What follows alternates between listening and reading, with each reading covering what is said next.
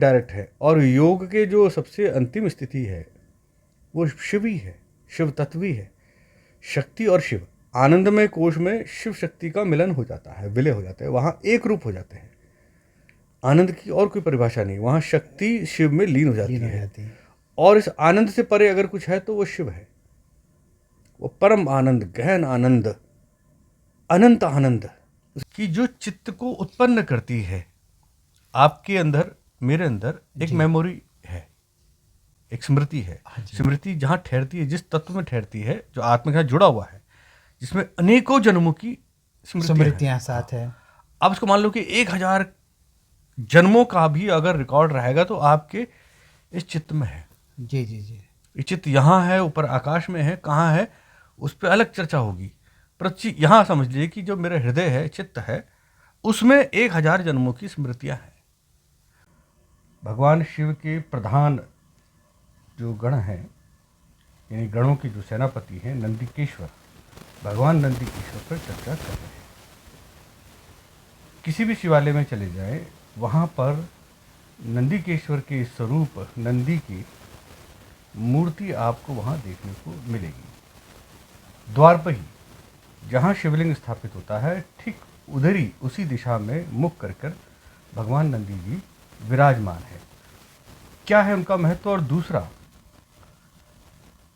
पिछले वर्ष 2023 में 26 मई को स्वतंत्र वीर दामोदर सावरकर के जन्म दिवस पर भारतीय संसद की नई बिल्डिंग का, नए भवन का जब उद्घाटन हुआ, तो उस समय 15 अगस्त 1947 को जो सेंगोल दक्षिण भारत के धर्मगुरुओं ने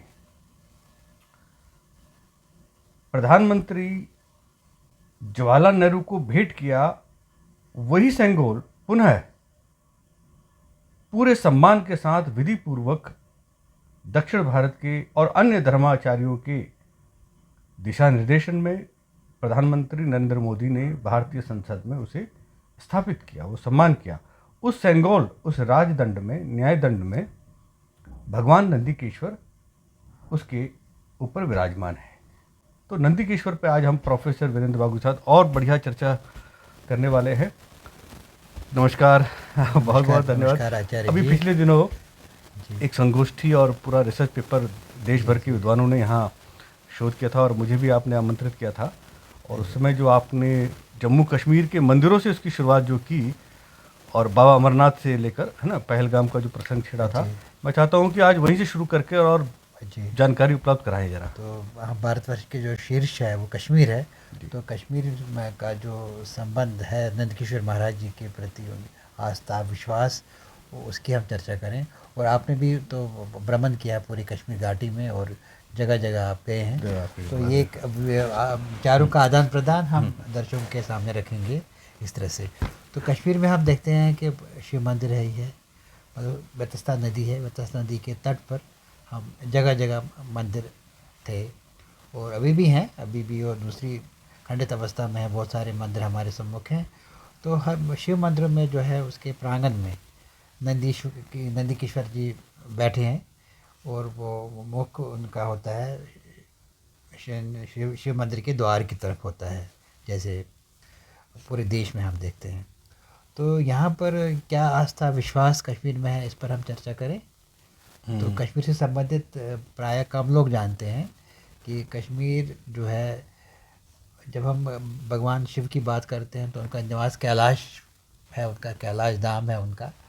तो अब समस्त भारत में जो मंदिर हैं उनकी कल्पना भी वैसे की गई है कि हम देखते हैं मंदिर का जो शिखर है, वो भी जो शिखर है वो एक पर्वत की चोटी की तरह उसका एक प्रतिरूप होता है वो। तो अब जब हम भगवान शिव की बात करते हैं तो पूरे शिव परिवार को हम देखते हैं उसमें नंदी महाराज का भी जो है एक बहुत बड़ा उस परिवार में योगदान है। और एक संपर्क सूत्र है वो, जो श्रद्धालु है और फिर देवता के बीच में एक संपर्क सूत्र का भी उन्होंने कार्य किया। इस पर आप दृष्टि डालिए। वो आपने एक बात जो उस वक्त कही थी जी, कि पहलगाम में हम भगवान शिव ने नंदी को छोड़ दिया था। हाँ जी। वो आप बताइए कि उसका और फिर बाद में जो उसका छोड़ने का और वापस उस यात्रा में क्या उसका महत्व है? नहीं, आपने उसको बहुत अच्छे से जोड़ा फिर बाद में, तो जी। मैं तो आधी हाँ अधूरी बात रखी हाँ थी। हाँ हाँ।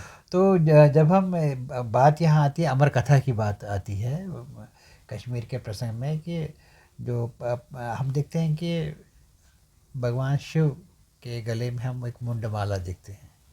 हम्म, तो ये मुंडमाला किसकी है, ऐसे भी एक प्रसंग आता है। तो फिर वो कथा में ये आता है कि ये जो है, जो पूर्व जन्मों में जो सती थी, या उससे भी पहले उसने कई जन्म लिए, तो उनकी वो मुंडमालाएँ थी, उसने बार बार उसने जन्म लिया।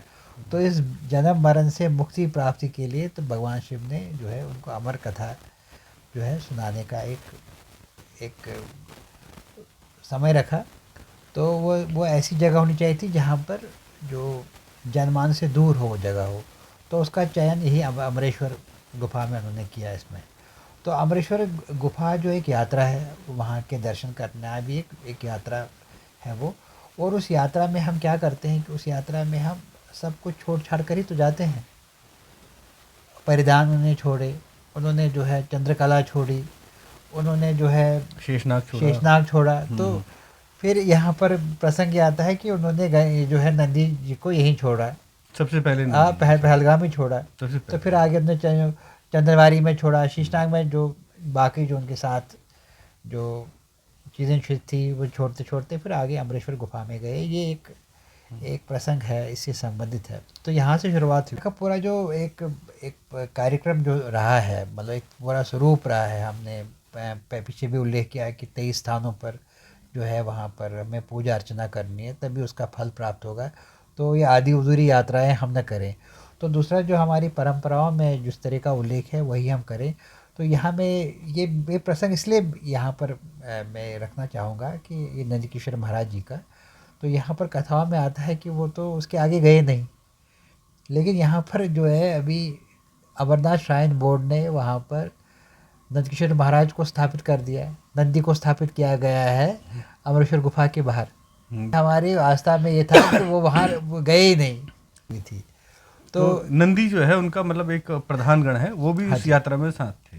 जी जी जी पहलगाम यहाँ प्रथम गांव की अगर हम बात करें, प्रथम चरण में, प्रथम ग्राम में, जी जी तो ये नंदी को छोड़ना, और फिर आपने ये बताया था कि जब यात्रा पूरी करते हैं तो हम और कोई अन्यत्र दूसरा रास्ता नहीं लेना चाहिए, वापस उसी रास्ते से आकर जैसे छोड़ा उसको वैसे ही वापस लौटे, और अंत में फिर नंदी के साथ जी जी ये बात वापस पूजा करके यात्रा होनी तो चाहिए। यात्रा एक प्रतीकात्मक जो है वहाँ रखें, यहाँ हम उसमें ज़्यादा हस्तक्षेप न करें। उस वातावरण में जो वो अमरेश्वर जो क्षेत्र था उसमें किसी ज़्यादा जो है कोई।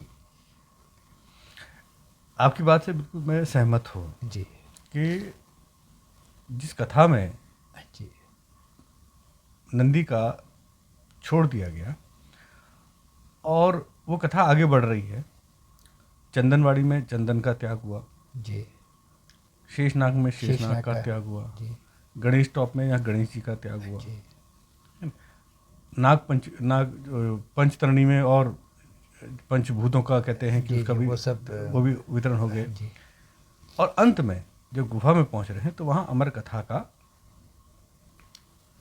व्याख्यान हुआ। अब उसको केवल पार्वती ने सुना और कबूतर ने सुना। ये एक रहस्यात्मक जो है कथा है। इस बात से मैं बिल्कुल सहमत हूँ आपकी कि वहाँ पर नंदी की स्थापना नहीं करनी चाहिए जी क्योंकि वो स्थान केवल महादेव का शिवलिंग नहीं है, केवल वो पूरा का पूरा जो अंतिम स्थान है यानी मोक्ष का, उस मोक्ष स्थान में बाहरी आवरण छूट जाते हैं। यहाँ हम ये भी देखते हैं कि जब यहाँ पर एक भव्य जो यहाँ शासन रहा जो हिंदू शासकों का, तो उस समय भी मंदिर बनाने का जो क्रम रहा पूरे घाटी में रहा। बड़े बड़े भवन बनाए गए, मंदिर बनाए गए, देवालय बनाए गए, और बाद में जो है विध्वंसों ने उनको तोड़ा भी, मुस्लिम शासकों द्वारा वो तोड़े भी गए। लेकिन यहाँ पर इस क्षेत्र में कोई भी ऐसा कोई मानव निर्मित कोई चीज़ नहीं मिलता। या तो ये रखा होगा कि प्राकृतिक स्वरूप ही रहे इसका, इसमें कोई मानव निर्मित कोई भी चीज़ न रहे, क्योंकि एक यात्रा करनी है, मोक्ष के लिए यात्रा करनी है, न कि हमें कोई सुख सुविधाएं जुटाने के लिए यात्रा करनी है। आपका इसमें क्या वो आपकी बात से मैं सहमत हूँ जी, कि प्रकृति का संरक्षण होना चाहिए एज इट इज़, और वहाँ पर अधिक विकास के नाम पर प्रकृति का विनाश नहीं होना चाहिए। जी, विकास हो परंतु विनाश ना हो। जैसे कि अभी हम उस बात पे लौट रहे हैं कि जब नंदी का त्याग पहलगाम में कर दिया, जी, तो वहाँ पर नंदी की स्थापना गुफा के बाहर करना का कोई औचित्य मेरे ख्याल से लॉजिक तो नहीं है, और मेरे ख्याल से इस कथा के साथ न्याय भी नहीं होगा। अब इस बात को सुनिए, इसी कथा में जो रहस्य चीज छिपी है वो ये है कि यहाँ पर शिव और शक्ति का ही एक जो था एक हाँ, ये हम कहें एक संवाद रहा यहाँ पर अब आप जगह पर। इस बात को मैं थोड़ा सा और इसको एक जी। अलग तरीके से कहना चाहता हूँ जी, कि ये शरीर अन्नमय कोश है। पृथ्वी तत्व का प्रतिनिधित्व अगर गौवंश से लेंगे तो नंदी उसका प्रतिनिधित्व कर रहे हैं। जी, गौवंश का प्रतिनिधित्व जो है वो नंदी करते हैं। नंदी करते हैं। वृषभ के लिए भी कर सकते हैं, और नंदी जो है वृषभ कहा है निर्वृषभ, तो नर वृषभ जो है नंदी उसका प्रतिनिधित्व करते हैं गौवंश का। वो पृथ्वी से संबंधित आ गया। अब अन्नमय कोश के लिए चीजें जरूरी हैं। अन्नमय कोश के ऊपर प्राणमय कोश है। प्राणमय के ऊपर परे जो है वो ईश्वर का जो आत्मा है हिरण्यगर्भ का, वो है मनोमय कोश। और मनोमय कोश का भी अगर आत्मा है तो वो है विज्ञानमय कोश। जी, और विज्ञानमय का जो परम आत्मा है वो है आनंदमय कोश। जी, आनंदमय कोश की स्थिति क्या है, उससे पहले विज्ञानमय कोश को आप समझिए। विज्ञानमय कोश में चित्त का स्वरूप जी, नहीं रहता, चित्त का विलय हो जाता है। चित्त हमारा जो है, क्योंकि योगः चित्त वृत्ति निरोधा, जी, कि चित्त की वृत्तियों का निरोध ही योग है। अब वो निरोध कब होगा, चित्त की वृत्तियां कब शांत होंगी, जब चित्त से छुटकारा होगा। क्योंकि चित्त ही तो 5 वृत्तियों से व्यक्ति को बांधता है किसी न किसी रूप में। तो ध्यान के बाद जो समाधि की अवस्था है वहाँ चित्त का क्षेपण कहा गया है। जी, जी, चित्त छूट जाता है, आत्मा स्वयं में ही इतनी सक्षम हो जाती है कि वो चित्त के स्वरूप कार्य कर देती है। चेतयंशी चित्तम भवती कहते हैं, उस मोक्ष अवस्था में अगर चित्त का जो भी कार्य है वो आत्मा स्वयं करने में सक्षम हो जाती है। उसको मन की जरूरत नहीं है, उसको चंद्रमा की जरूरत नहीं है। जी, जी, यानी चंद्रमा मन का हाँ जी, प्रतिनिधित्व करता है, हाँ, तो गति मन का- की आवश्यकता नहीं है। मन भी छूट जाता है, बुद्धि भी छूट जाती है, अहंकार भी छूट जाता है, और चित्त भी छूट जाता है, जो ये 3 उस पर आलम्बित है। जी, तो जब चित्त का जो चीज छूट जाती है, तो अब यहाँ एक बड़ा एक रहस्यमय चीज आपको बता रहा हूँ, दर्शकों के लिए भी ये बहुत जी, सुनना होगा, कि जो चित्त को उत्पन्न करती है आपके अंदर, मेरे अंदर एक मेमोरी है, एक स्मृति है। स्मृति जहाँ ठहरती है, जिस तत्व में ठहरती है, जो आत्मा के साथ जुड़ा हुआ है, जिसमें अनेकों जन्मों की स्मृतियां साथ है। अब इसको मान लो कि 1000 जन्मों का भी अगर रिकॉर्ड रहेगा तो आपके इस चित्त में है। जी, जी, जी, ये चित्त यहाँ है, ऊपर आकाश में है, कहाँ है उस पर अलग चर्चा होगी। पर यहाँ समझ लीजिए कि जो मेरा हृदय है, चित्त है, उसमें 1000 जन्मों की स्मृतियां हैं। उन 1000 जन्मों की स्मृतियों से जो व्यक्ति संचित कर्म है, उनका जो प्रारब्ध है, जो इस जन्म में भोगना है, हाँ जी, जी, अच्छा या बुरा, शुभ या अशुभ, वो भोगना जो है वो प्रारब्ध जीवन के साथ जुड़ा हुआ है। परंतु उसके पीछे कौन सी शक्तियां कार्य कर रही हैं, वो 1000 जन्मों की संस्कार स्मृतियां अच्छा, काम वो कर रही साथ चलते हैं। हैं। तो लगभग जब 1000 जन्मों की जो स्मृतियां हैं, जिसने इतना डेटा स्टोर कर सकते हैं, जन्म जन्मांतर की स्मृतियां हो कि आपका इस जन्म का कर्म का किस जन्म से कर्म से संबंध है, जी, वो सब रिकॉर्ड कहाँ है, वो आपके चित्त में चित्त है। में है। और जब इस चित्त को बनाने वाली, जो आपके अंदर है, मेरे अंदर है, किसी पशु के अंदर है, पक्षी के अंदर है, किसी मनुष्य के अंदर है, राजा के अंदर है, किसी भी देश में, यहाँ 800 करोड़ मनुष्य लगभग पृथ्वी पे हैं, तो 800 करोड़ के अंदर जो चित्त है, मेमोरी है, वो सूक्ष्म शरीर बनाने वाली जो शक्ति है, उस शक्ति का नाम शक्ति है। जी, वो शक्ति है, और उससे परम तत्व शिव है। जब हम शक्ति से मिलते हैं तो चित्त छूट जाता है, तो इन सब की आवश्यकता रहती नहीं फिर आवश्यकता नहीं, क्योंकि आप शक्ति से मिल गए ना, जो उसकी निर्मात्री है, उसी से। जो चित्त की निर्मात्री, जगत की निर्मात्री है, जब वहाँ चीज़ आ गई तो बाहरी चीज़ें छूट जानी चाहिए। वहाँ नंदी का काम नहीं, नंदी काम प्रारंभ में है, तो ध्यान। ये जो अमरेश्वर जो है फिर उसी स्वरूप में सबको दिखते हैं। उसी स्वरूप में दिखना चाहिए, वो समाधि अवस्था है ना। जी जी। ये प्रथम गांव, पहलगाम जो है नंदी है, वो ध्यान अवस्था है। जी जी जी। ध्यान अवस्था का प्रारंभ है कि जब एकाग्र करना है ना, एकाग्र करना है, तो जैसे नंदी लगातार टकटकी लगाए शिवलिंग की ओर देखते हैं, ऐसे ही आपको इस मंदिर में जब प्रवेश करना है तो आप ध्यानस्थ हो जाइए। जी जी। और कान में फुसफुसाने का उनका जो बात कहने, तो जैसे हम धीरे से, मेरी बात को कोई तीसरा ना सुने, आप और मैं ही सुने ना, तो भगवान के इतने निकट पहुंच जाइए कि आपके हृदय की बात वो सुने, इसलिए शांत गंभीर होकर प्रवेश करें शिवालय में। इसके पीछे ये हाँ, ये धारणा है। तो इस कथा का जो रहस्य है, उस कथा के साथ न्याय करना है, तो वहाँ नंदी की आवश्यकता ये इसका नहीं। फिलोसॉफिकल जो आपने इसका बताया, इसके साथ हम कलात्मक भी देखते हैं। अब देखेंगे पूरे जो ये हमारा जो ये हिमालय क्षेत्र है, यहाँ पर हम देखते हैं प्रांगण में जो है नंदकेश्वर जी विराजे हैं और शिवलिंग की तरफ देख रहे हैं। और यहाँ पर हम देखते हैं कि पूरा प्राय जो हम पूरे देखते हैं समस्त भारत में, जो नंदी जी हैं वो बैठे हुए मुद्रा में दिखाई देते हैं। तो यहाँ तो विशालकाय भी जो नदी है, जैसे मैसूर का बहुत बड़े चट्टान को इन्होंने नदी का स्वरूप दे दिया। तो नदी को कहीं उसमें जो है कहीं उसके साथ जो जुड़ी हैं आस्थाएं, विश्वास जुड़े हैं पूरे समस्त भारत में। तो यहाँ पर हम देखते हैं जो उत्तराखंड में बहुत सारे मंदिर हैं, वहाँ जो है नंदी बैठे हुए नहीं है, वो खड़े हैं, आगे से खड़े हैं, चार टांगों पर खड़े हैं। तो मंदिर की तरफ देख रहे हैं, इस तरह से भी है। और जो है कला की दृष्टि से हम देखते हैं कि जैसे जो नंदी की पूँछ है, उसके साथ भी एक मानव ने वो पूँछ पकड़ी हुई है।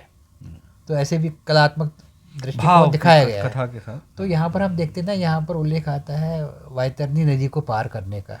तो वहाँ पर वो कहते हैं कि अगर हम वो कामजनों की पूँछ से ही वो पार कर सकते हैं, ऐसा भी उल्लेख है। हाँ जी। तो इस तरह से हो सकता है इसके साथ भी जोड़ा गया हो। जो है हम नंदी को हम देखते हैं इस पशु रूप में, तो उस रूप में भी इस तरह से वो जो है उसका उन्होंने दर्शाया है कि वो मानव उसकी पूँछ पकड़े हुए है। तो हो सकता है ये भी एक उद्देश्य रहा हो, ये भी कलात्मक दृष्टिकोण से है। हाँ, वो क्योंकि भाव ये है कि जब गणों में जो ये शिलाद ऋषि थे, हाँ जी, इनको एक विचित्र अनुभूति हुई। इन्होंने ये संकल्प लिया कि मेरे संतान तो हो, पर वो अयोनिज हो। हाँ जी, यानी किसी माता स्त्री के गर्भ से ना हो। हाँ जी। और तपबल से ही ये संभव होता है। तो भगवान शिव के आशीर्वाद से वो संभव हुआ जी, वो यज्ञ में। तो निश्चित रूप से जो यज्ञ से जो संतान उत्पन्न हुई है, ये कौन सा विज्ञान है, ये तो भाई अभी खोज का विषय है। पर उस वक्त ये उल्लेख हुआ है जी। तो ये चमत्कार असंभव नहीं है, क्योंकि इस पृथ्वी पे पहले अमैथुनी सृष्टि हो चुकी है। प्रथम जो सृष्टि हुई है, जब पहली बार जब मानव यहाँ बने हैं, तो वो अमैथुनी सृष्टि से बने हैं, यानी किसी स्त्री से नहीं जन्मे। यानी हम मनुष्यों के जो पूर्वज हैं, इस कैलाश मानसरोवर क्षेत्र में त्रिविष्टप में जब पहली सृष्टि हुई मनुष्यों की, तो वो अयोनिज हुई। अभी भी ऐसे जो है हम जलचर ऐसे हैं कि वो पहले जो है वो पुंलिंग होते हैं, फिर वो स्त्रीलिंग का स्वरूप ले लेते हैं, तो वो लिंग ही बदल लेते हैं अपने जीवन काल में। इस तरह से भी है। और हम देखते हैं कि जो सूक्ष्म जो तत्व है, जो है एक सेल वाला, तो उसमें तो कुछ वो उसके बाद की संरचना है कि उसमें ये सब चीज़ें आ जाती हैं। ऐसी बहुत सारी कथाएं हमारे पुराणों में हैं कि मतलब एक वैज्ञानिक आधार इन कथाओं का है, इनका। हाँ, एक रहस्य में चीज़ है ना। तो रहस्य में विज्ञान कितना छुपा हुआ, ये खोजने का विषय है। जी। मानने का और जानने का दोनों का ही हमारा प्रयास रहना चाहिए कि हम उन्हें माने और उन्हें जाने। जी जी। ये नहीं कि पहले जानेंगे फिर मानेंगे। ये कई बार चीज़ें ठीक नहीं रहती कि जानने में तो कई बार रहस्य उद्घाटन नहीं हो पाता।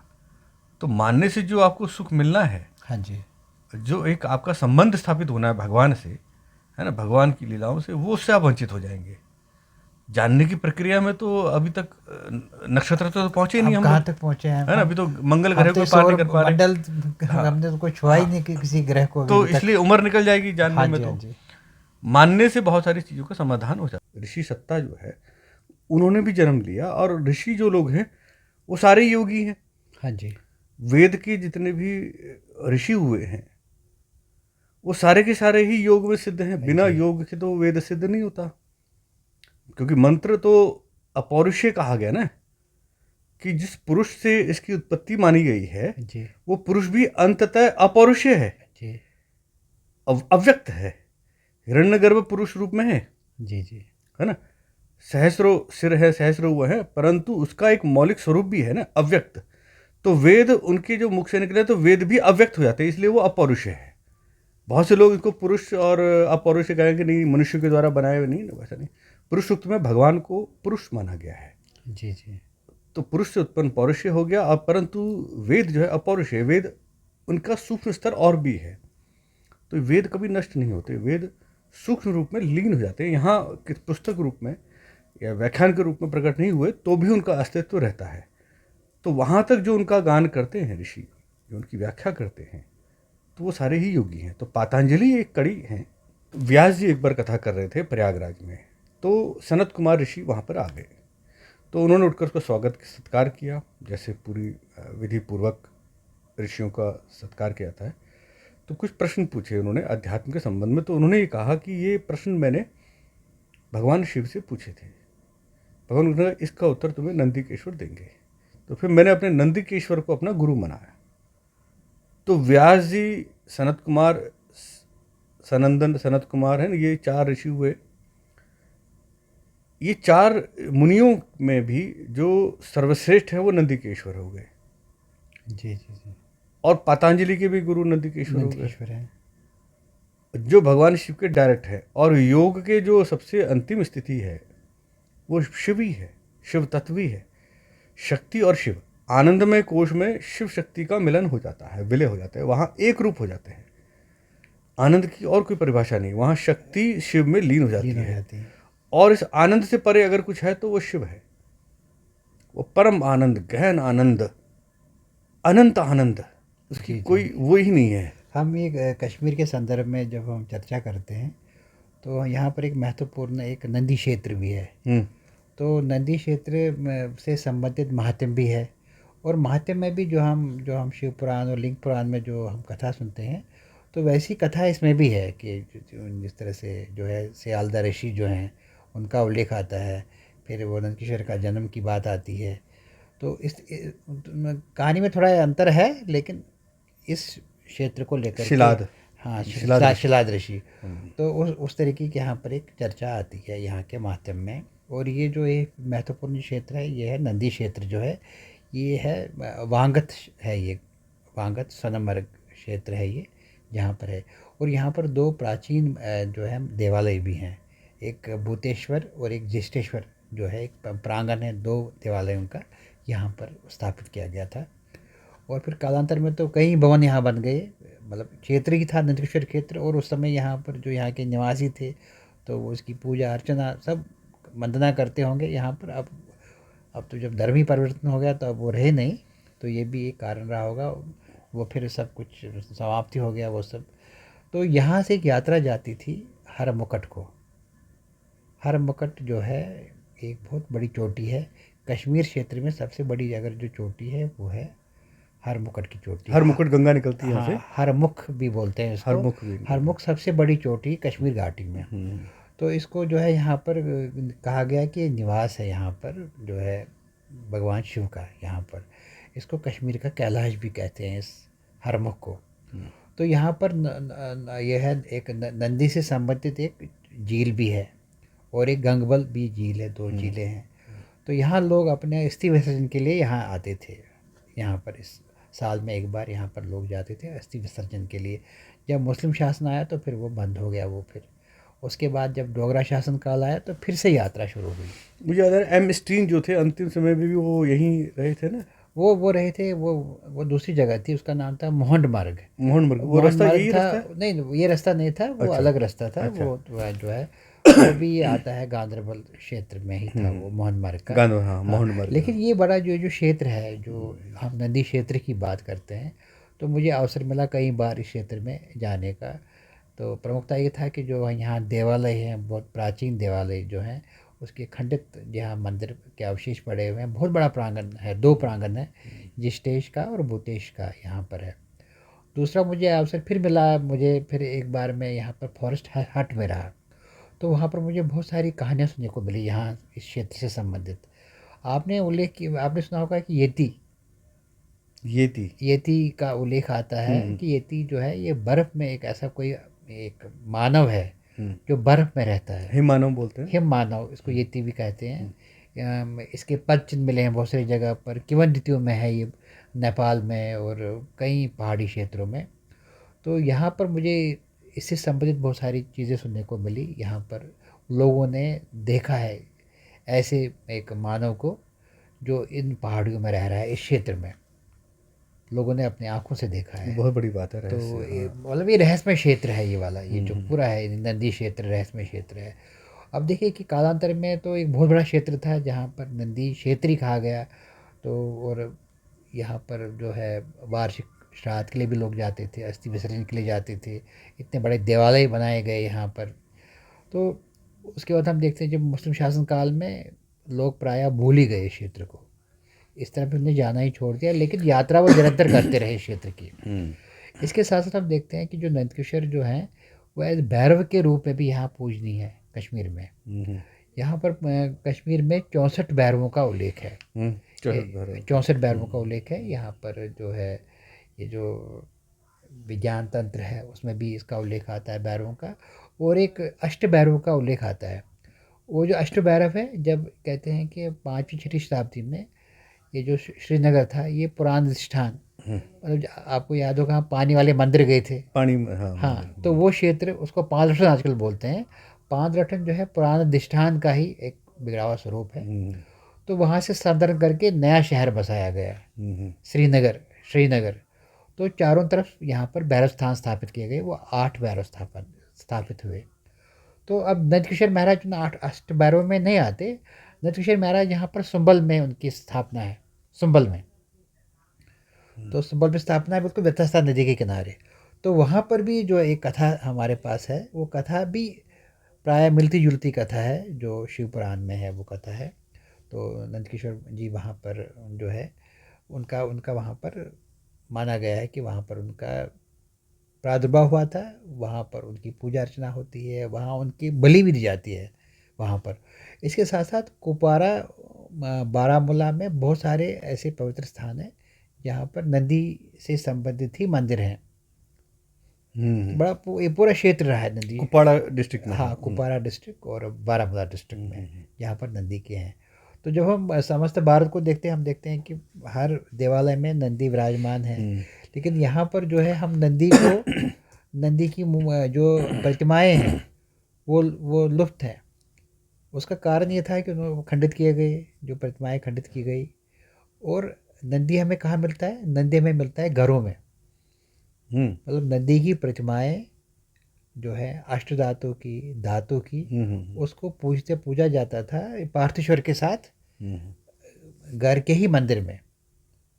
और यहाँ पर ये भी प्राचीन परंपरा है, पिछले 550-600 साल की परंपरा है। ये है कि एक समय में प्रतिबंध लगा दिया गया है कि कोई भी पूजा अर्चना के लिए देवालय नहीं जाएगा। तो फिर लोगों ने घर में ही जो है पूजा अर्चना शुरू कर दी। तो वो जाते ही नहीं थे, फिर बाहर जाने की अनुमति नहीं थी पूजा करने की। तो ये घरों में हम प्राय देखते हैं नंदकिशोर महाराज जो है स्थापित लोग करते हैं। धातु का होता है, उसकी पूजा अर्चना करते हैं, पार्थेश्वर के साथ करके करते हैं पूजा। तो ये एक है। तो ये जो है कश्मीर जो है, हम समस्त भारत की जो परंपराएं हैं उसमें नंदकिशोर का उल्लेख है ही है। स्थापनाएं कई जगह पर है, भव्य प्रतिमाएं बनाई गई है नंदकिशोर महाराज की। तो ये कश्मीर भी अछूता नहीं था। अब कश्मीर तो रहा ही है, जो एक स्थान रहा है, एक इसको पार्वती का स्वरूप ही कहा गया है। और हमने अभी चर्चा की हरमुख की, जिसको कश्मीर का कैलाश भी कहते हैं। तो यहाँ पर तो ये स्थान तो रहना ही है, जहाँ शिव है वहाँ नंदी भी है। तो कश्मीर के इसके बाद दरद का क्षेत्र प्रारंभ हो जाता है। हाँ जी, हाँ, आपने बड़ा महत्वपूर्ण उल्लेख किया। तो हम सुनना चाहेंगे कि जो आपका ये शोध है ये दर्शक तक पहुँचे, कि वहाँ पर आपने एक गणेश स्थान की बात की। जी, उसके बारे में आप थोड़ा रोशनी डालें, प्रकाश डालें। बहुत सारे है, क्योंकि अभी ये चीज़ें एक्सप्लोर नहीं हुई है। हाँ जी। और गुरेज घाटी हम ले पीछे, जैसा इधर से सोनमर्ग का इलाका ले, हाँ बाद जी। में लद्दाख क्षेत्र शुरू हो जाता है, ये वहाँ अभी बहुत ताल हैं। 7 तालों का एक समूह है। जी जी आपने बताया वहाँ इसकी रीडिंग की जाए और तो बहुत सारे देवालयों की चिन्ह भी वहाँ मिल जाएंगे। जी जी जी अब मैं कह रहा हूँ कि ये जो भूमि है, ये योग की है, ऋषि की है, पतंजलि की भूमि है। कश्मीर को हम अभी मुझे लगता है कि बहुत अंडर एस्टिमेट किया है भारत सरकार ने। यहाँ टूरिज्म की बात नहीं हो रही, यहाँ बात हो रही है कि पूरे विश्व का अगर अध्यात्म का कोई अध्यात्म। केंद्र बन सकता है तो जम्मू कश्मीर, जबकि हालात क्या हो गए, आतंक का केंद्र बन रहा हाँ जी। है ना। ये अभी नियंत्रण में नहीं आ रहा। सरकार जरूर बनी है, हाल इस सरकार ने अभी जो वर्तमान में अभी गठित हुई है, जी जी इन्होंने बहुत अभी प्रयास कई मंदिरों को अभी जीर्णोद्धार के लिए किया है। धन खर्च किया है। और पंपोर के और ये ना इलाके से लेकर आपका जो भी बता नदी के किनारे जो मंदिर वहाँ थे क्रम से सारे, हाँ। और जो अमरनाथ की तीर्थ यात्रा के पड़ाव में महत्वपूर्ण वो युग जो आपने चर्चा की थी, पांपोर में भी वो मंदिर का पांपोर हमने का जिक्र भी, किया। और जी जी यहाँ पहलगाम के पास में भी किया पहलगाम है। में भी है तो दो वो सारे प्राचीन मंदिरों मंदिर। पर अब ये है कि सरकार पर एक नैतिक दबाव बनाया है जिन्होंने भी, है ना, जी आपने जी भी चर्चा इसमें किया है ना? तो उसके जीर्णोद्धार के लिए वो ये प्रोसेस ये चल ये पे है। पहल तो बहुत अच्छी पहल है, जी, लेकिन इसमें समस्त भारत को सामने आना है, जनमानस को आना है, आना है। इनके साथ जुड़ना है, जगहों के साथ जुड़ना है। इसके आगे जो खेल है, हाँ जी, जो इसके आध्यात्मिक आपने हाँ केंद्र की बात की हाँ वो महत्वपूर्ण है। आपने जो, मैं चाह रहा था कि उस पर भी आप चर्चा करें कि नंदी का जो ग्राम स्थान, जन्म स्थान कहा गया, वो कश्मीर को माना गया है। जी उस पर आप थोड़ा बताएं कि क्या हम कोई नहीं, नहीं यहाँ पर जानते। जो सुंबल जगह है, हम्म, सुंबल तो हम्म, वहाँ पर कहते हैं उसका दरबार लगता था, हम्म, नंदी महाराज का दरबार लगता है। हम्म, तो सुंबल जो मंदिर है बिल्कुल बेतस्ता नदी के किनारे है। तो यहाँ पर बड़ा महत्वपूर्ण है ये। और ये इससे संबंधित जो कथा है वो भी जो है शिवपुराण में जो कथा है वो वैसी वो कथा है कि यहाँ मिलती पर जुलती। हाँ उसी तरह की कथा है यहाँ पर। अब वो स्थान कौन सा रहा है, कश्मीरी रहा है या कहीं और रहा है, तो ये अलग विषय है। लेकिन यहाँ जो यहाँ के जो जनमानस थे वो अटूट श्रद्धा रखते थे नंदकिशोर महाराज पर। हिंदू तो रखते थे, तो यहाँ के मुस्लिम जो भी वो भी इस पर विश्वास रखते थे। जो ये परंपरा से एक प्रमुख जो तीर्थ है नंदकिशोर महाराज जी का जो सुंबल में है, तो यहाँ पर बलि भी चढ़ाई जाती थी, बलि का भी प्रावधान था यहाँ पर। और यहाँ पर वार्षिक यज्ञ भी होते थे यहाँ पर इसके परिसर में। ये भी है महत्वपूर्ण। जब हम कश्मीर में जो है नंदकिशोर की बात करेंगे, एक तो जो बहुत बड़ा महत्वपूर्ण जगह है वो नंदी क्षेत्र है ही है, जो यहाँ पर वांगत है, वांगत और गंगबल क्षेत्र पूरा बहुत बड़ा क्षेत्र है ये। इसको भी एक व्यवस्था में लाने की बात है। तो ये फिर एक नया ही एक सर्किट खुल सकता है यात्रा के लिए भी, और लोगों की रुचि भी इस क्षेत्र में बढ़ेगी यहाँ पर यात्रा के साथ साथ यहाँ का अध्ययन करने के लिए। तो कश्मीर के लोग हो या भारत के हों, हाँ जी। या विश्व में जो भी शिव भक्त है, उनके लिए नंदी केश्वर का अगर स्थान कश्मीर है, अगर नहीं कहूँगा कि क्योंकि योग की जो भूमि है, हाँ जी। वो पतंजलि का भी ये स्थान बताती है हाँ जी, कश्मीर। कश्मीर है। तो इस स्थान की रक्षा आज तक हो रही है, तो मुझे लगता है देवताओं का आशीर्वाद है, जी जी दैवी शक्तियों का आशीर्वाद है। और ये कश्मीर और पाक अधिकृत कश्मीर, वो हिस्सा जो भारत में है, और जो हिस्सा अभी उनके पाकिस्तान के कब्जे में है। एक तो पाकिस्तानी कब्जे में जी पीओके जी वाला हिस्सा है, जी पीओजे के हम जिसे बोलते हैं, जो विलय के समय भारत में आ गया था। और एक 15 अगस्त 1947 के समय जो कश्मीर और जम्मू का विभाजन हुआ, जो हिस्सा जी उनके चला गया, जिसको लीगली एक लाइन खींच दी, जी जी वो हिस्सा भी जो कश्मीर का उनके पास है, वो भी भारत में आना चाहिए। यानी भारत में इसलिए आना चाहिए क्योंकि भारत अपनी परंपराओं को संरक्षण देने में ज़्यादा सक्षम है।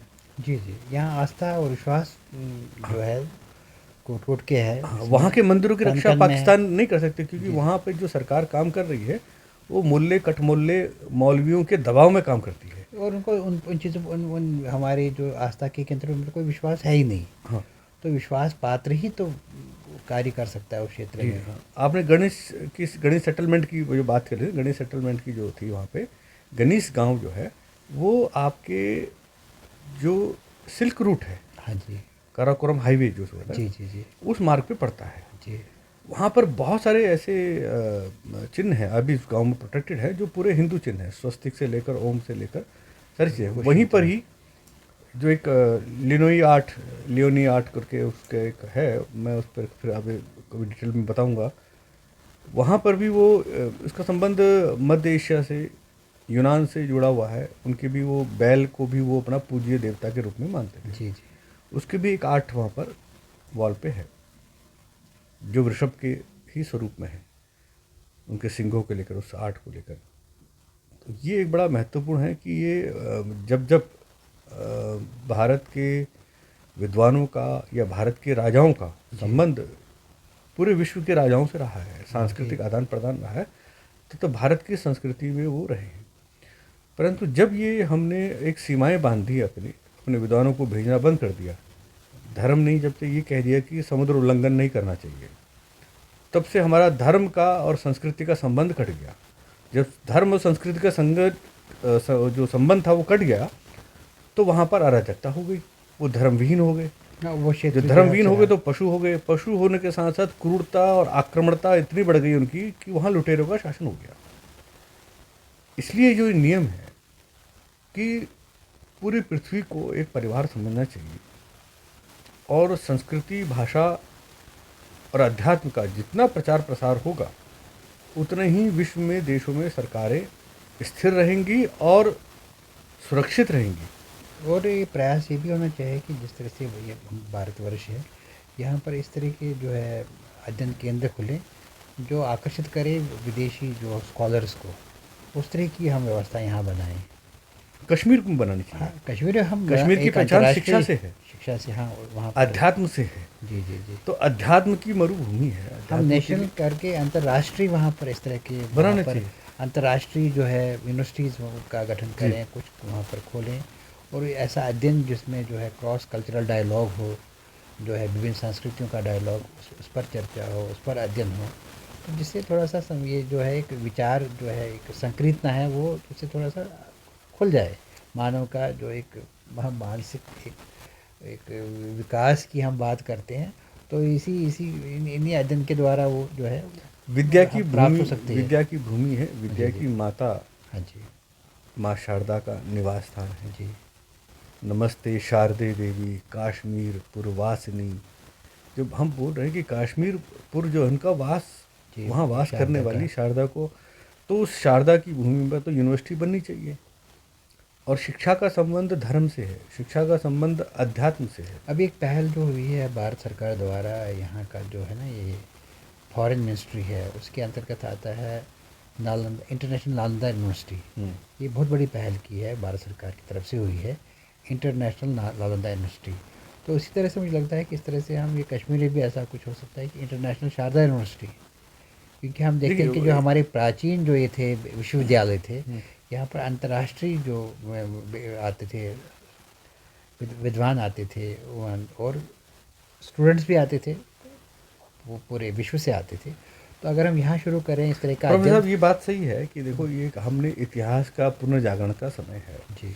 इस पुनर्जागरण में उस नाम को जो हमारा छूट गया है या मिट गया है, उसको स्थापित करने के लिए एक राजनीतिक संघर्ष चल रहा है, जिसमें हम लगभग सफलता प्राप्त करते जा रहे हैं जी। परंतु यहाँ विषय ये आ रहा है कि उस वक्त नालंदा जो यूनिवर्सिटी थी या गुरुकुल जो था हमारा, वो किस स्वरूप में था? हाँ, उस तरीका स्वरूप बनाने की जरूरत है, उस पर अब हम ज़्यादा आधुनिक हो जाएंगे उसमें, तो वो जो है हम चीज़, वो जो आत्मीयता उसकी है, वो खत्म हो जाएगी। जो भावनात्मक संबंध था, तो ये भी विचारनीय है।